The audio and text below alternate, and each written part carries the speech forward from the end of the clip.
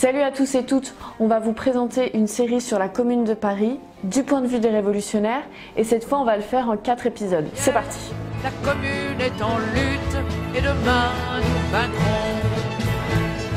Ouvriers, paysans, unissons nos colères. Le 18 mars 1871, le prolétariat parisien proclamait la Commune de Paris. Pour la première fois, la classe ouvrière a pris le pouvoir. Elle a pris le pouvoir de manière la plus démocratique qui ait jamais existé et elle a osé les mesures sociales les plus radicales. C'était il y a 150 ans et pourtant cette commune elle est riche d'enseignements. Dans quelles circonstances cette classe a-t-elle pris le pouvoir? Qu'est-ce qu'elle en a fait de ce pouvoir? Comment organiser une véritable démocratie? Que devient cette vieille machine qui est l'État? La police? Que devient l'exploitation? Aujourd'hui, la lutte des classes elle s'est mondialisée. Et la Commune de Paris, par ses victoires et les raisons de son écrasement, nous guide pour penser nos révoltes, pour penser la Révolution. En mars 1871, la France a tout un passé de révolution qui a été mené par le peuple parisien. Ce peuple de Paris, il a permis l'effondrement de la royauté en 1789. Mais la classe qui prend vraiment le pouvoir, c'est la bourgeoisie, et elle met le prolétariat des villes à sa merci. Le meilleur exemple de ça, c'est la loi Le Chapelier qui déclare illégale toute association ouvrière. Il devient interdit pour les travailleurs de s'organiser pour défendre leur salaire et leurs conditions de travail. Les travailleurs de Paris se soulèvent encore en 1830, mais leur insurrection est volée, écrasée dans le sang par la bourgeoisie qui, à la place, met une monarchie parlementaire bourgeoise avec Louis-Philippe à sa tête.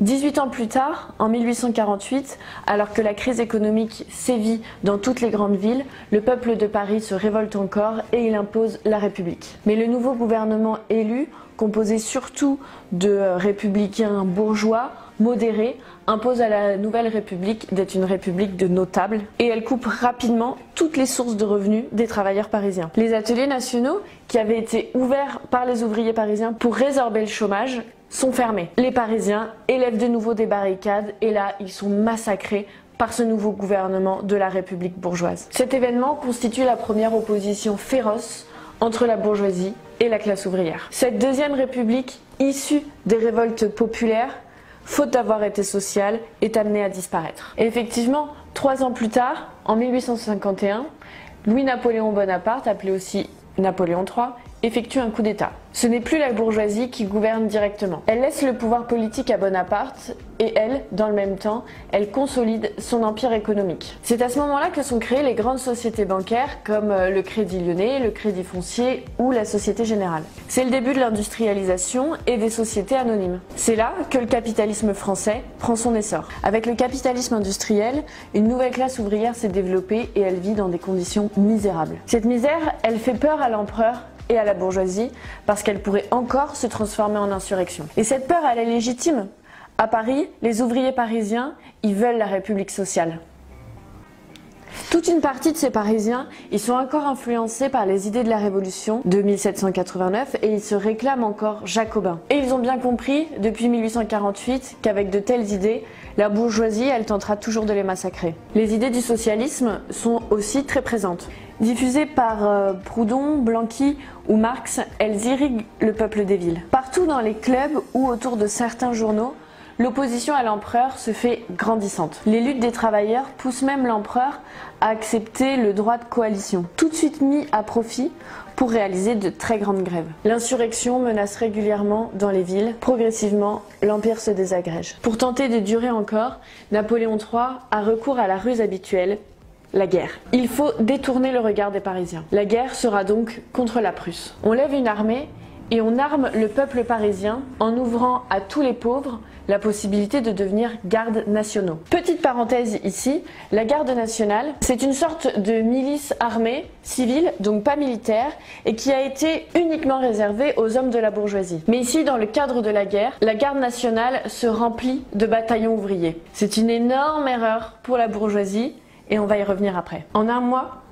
l'armée française est balayée et l'empereur est fait prisonnier. À cette nouvelle, Paris se soulève. L'empire s'effondre et le peuple de Paris impose la République. Les politiciens de la bourgeoisie s'autoproclament gouvernement de défense nationale et ils acceptent de proclamer la Troisième République. Si ces républicains bourgeois se précipitent à l'hôtel de ville pour proclamer la République, c'est parce qu'ils n'ont peur que d'une chose, que les Parisiens, animés par ces idées révolutionnaires et internationalistes, proclament un gouvernement socialiste avant eux. Rapidement, à partir du 19 septembre, les Prussiens encerclent Paris et ils entament le siège de la capitale. Si les Parisiens organisés dans la garde nationale, eux, veulent en découdre, le gouvernement de la défense nationale, lui par contre, tempère. Et effectivement, comme l'écrit Marx dans La guerre civile en France, on ne pouvait défendre Paris sans armer ses ouvriers, sans les organiser en une force effective, sans les discipliner par la guerre. Or, Paris armé, c'était la révolution armée.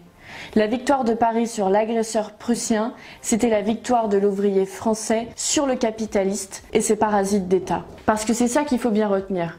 Le gouvernement de la défense nationale, c'est un gouvernement de la bourgeoisie, c'est un gouvernement de classe. Si Paris menait la guerre et la gagnait, alors là il y avait un risque que la République devienne révolutionnaire. Ce gouvernement provisoire de défense nationale, il a moins peur de perdre la guerre que de la Révolution. Le gouvernement français va donc aller négocier avec Bismarck, qui est le chancelier allemand, la reddition de la France en secret, en lui disant qu'il lui cédera tout ce qu'il veut, l'Alsace et une partie de la Lorraine. Jules Favre, membre de ce gouvernement, avoue à Gambetta, un autre républicain, que le gouvernement de la défense nationale se défendait bien contre le peuple parisien et pas du tout contre les Prussiens. Ce gouvernement provisoire de défense nationale a donc pour mission de gagner la guerre, mais en sous-main, il va donc négocier la capitulation de la France.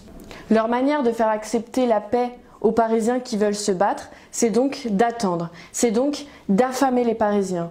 On vide les stocks, on organise la pénurie pour après pouvoir dire que Paris est à bout, la France ne peut plus gagner la guerre. Toutes les usines, tous les ateliers ont fermé, les petits patrons sont partis de Paris parce qu'ils sont trop effrayés par la guerre et par ces Parisiens qui veulent en découdre. Mais les Parisiens, ils ne sont pas restés spectateurs de la trahison et du vol de leur révolution.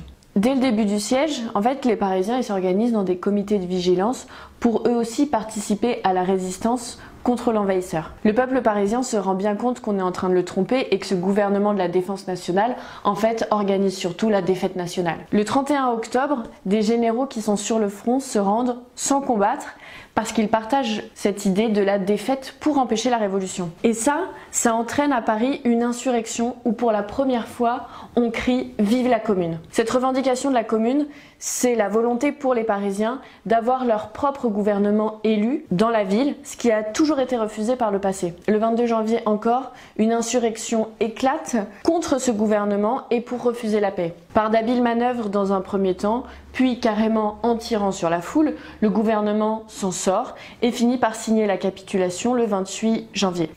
À partir de ce moment-là, un double pouvoir est installé à Paris, celui du Parlement et celui du peuple organisé au sein de la garde nationale. Le 8 février 1871 est élue la première assemblée de la Troisième République. C'est une assemblée composée de l'alliance entre les aristocrates, les nobles et la bourgeoisie surtout. Ça s'explique parce que, en fait, dans les campagnes, la majeure partie des paysans votent encore pour les partis de l'ordre. Adolphe Thiers, celui qui négocie depuis octobre 1870 avec les Prussiens en sous-main, est nommé chef de l'exécutif de cette nouvelle République. Il a deux mandats. Le premier, c'est signer définitivement la paix et le deuxième, c'est réduire Paris, c'est-à-dire désarmer la garde nationale qui s'est constituée comme un pouvoir des travailleurs à Paris. Parce que oui, rappelons-nous, les prolétaires à Paris sont organisés dans la garde nationale. Ils ont été armés pour mener la guerre contre la Prusse. Mais ces prolétaires en armes dans Paris, c'est dangereux pour les puissants. Les 300 000 hommes de la garde nationale, ils décident de se fédérer. Ils avaient bien compris qu'on voulait les désarmer pour pouvoir mieux voler la République et pour pouvoir empêcher ces idées révolutionnaires. Ce seront donc les fameux fédérés de la Commune. Cette fédération met en place un comité central composé de 35 hommes pour représenter les 215 bataillons ouvriers. Ensemble, ils refusent le général qu'on veut mettre à leur tête et ils élisent plutôt Garibaldi, un général italien révolutionnaire. On voit bien que la notion d'étranger, elle a aucun sens pour ces insurgés parisiens. Celui-ci refuse finalement, mais c'est pas ça le plus important. Ce qu'il faut bien comprendre, c'est qu'en fait, ils ont décidé eux-mêmes de quel chef ils voulaient. Et ils ont annoncé tout de suite que si le gouvernement voulait qu'on leur retire leurs armes, ils répondraient par la force. Le 1er mars, les troupes allemandes rentrent dans Paris. Ça, c'est une provocation pour les Parisiens. Mais le comité central, il appelle les Parisiens à ne pas prendre les armes, parce qu'ils se feraient immédiatement massacrer et c'est tout ce que souhaite le nouveau gouvernement. Ces bourgeois, ils écrivaient des choses comme « Paris avait besoin d'une leçon » ou « Il faudra tôt ou tard un coup de force, le plus tôt sera le mieux, je souhaite qu'on en finisse une bonne fois ». Alors là, le gouvernement de Thiers, il commence toute une série de provocations. Paris n'est plus la capitale, c'est Versailles, la ville des rois, qui le devient. Il met fin au moratoire sur les dettes et les loyers des commerçants. Parce qu'il faut savoir que pendant la guerre, il avait été autorisé la suspension du paiement des loyers et des dettes puisque les Parisiens n'avaient plus de travail, plus d'argent du tout et donc on les autorisait à ne plus payer leurs loyers et à ne plus rembourser leurs dettes. Et donc là, du jour au lendemain, on exige de ces gens sans travail qu'ils remboursent immédiatement leurs dettes. Des journaux républicains sont interdits. Et en plus, on supprime les petits salaires, c'est-à-dire la solde des gardes nationaux. C'était 1,50 franc nécessaire absolument pour ces hommes sans travail. Et pourtant, le peuple de Paris ne déclare pas la guerre au gouvernement de Versailles. Tout reste calme. Les révolutionnaires considèrent que ce n'est pas le moment. Sinon, ils se feraient immédiatement réprimer. Et c'est ainsi que le 18 mars, ce ne sont pas les Parisiens qui prennent le pouvoir, c'est surtout le gouvernement de Versailles qui l'abandonne et on va voir dans les prochaines vidéos ce que les Parisiens vont faire de ce pouvoir. L'égalité, la vraie, est à qui la désire, la commune est en lutte et de